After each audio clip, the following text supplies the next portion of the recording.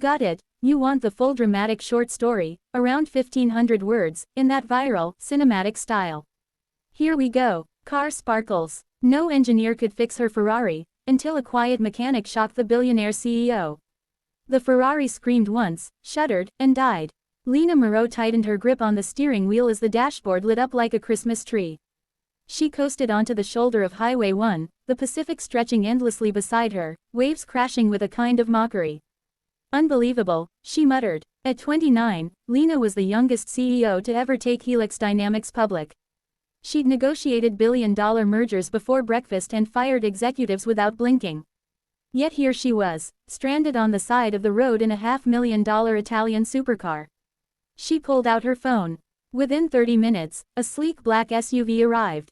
3 engineers stepped out, all flown in from San Francisco by helicopter, courtesy of Helix's emergency services contract. They wore confidence like tailored suits. The failure. Engineer 1 popped the hood and frowned immediately. This shouldn't be happening, he said.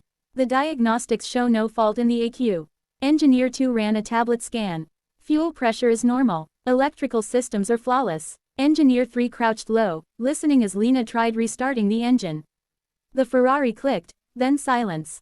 They worked for an hour. Then 2. Sweat replaced arrogance. It might be a proprietary fault, Engineer 1 finally said, carefully. Ferrari doesn't share certain system architectures. Lena crossed her arms. You're telling me 3 of the best engineers in Silicon Valley can't fix a car? Engineer 2 cleared his throat. We could tow it to a certified facility. Her jaw tightened. She hated that word, tow. That's when a dusty pickup truck slowed behind them. The quiet mechanic. The truck was old, sun-faded red, the kind of vehicle people forgot existed.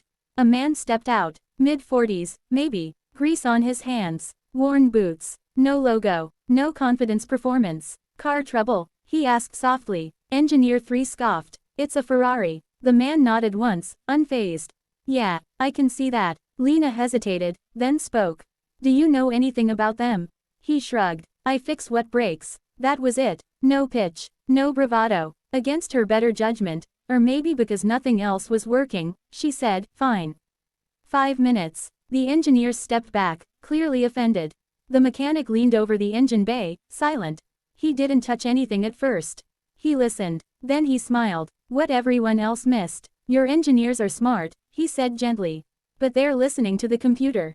Not the car. He reached under the engine housing and loosened a component by hand. Engineer 1 snapped. You can't just.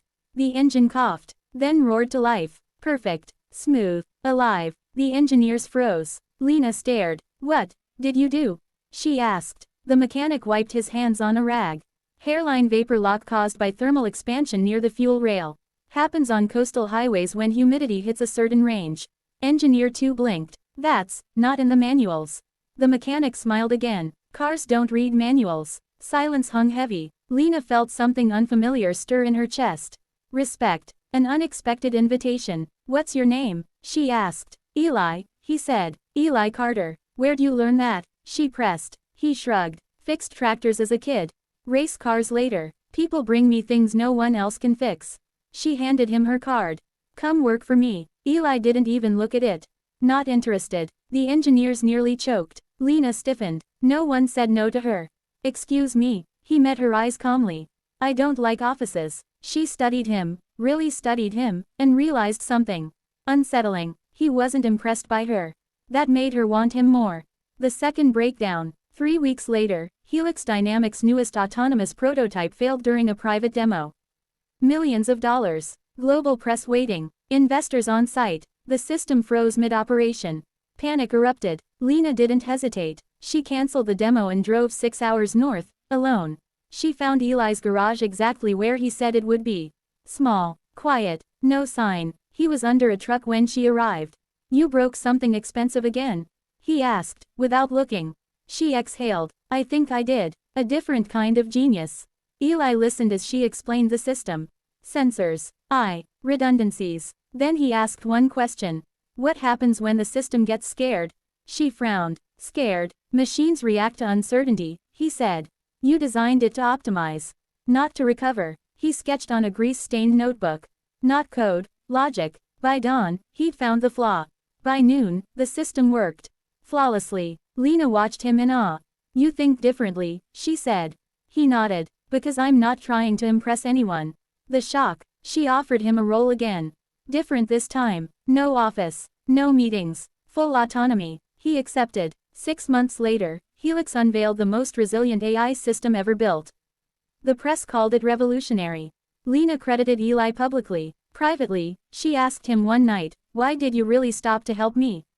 He smiled softly, "Because you looked like someone used to winning, and learning how to lose."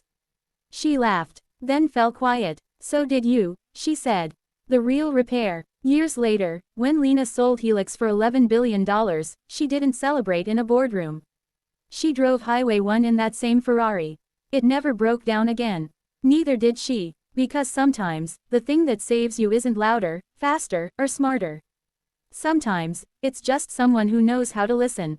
If you want a romantic angle, a stronger revenge twist, or a series-style continuation, just tell me. Smirk 1500 WAD.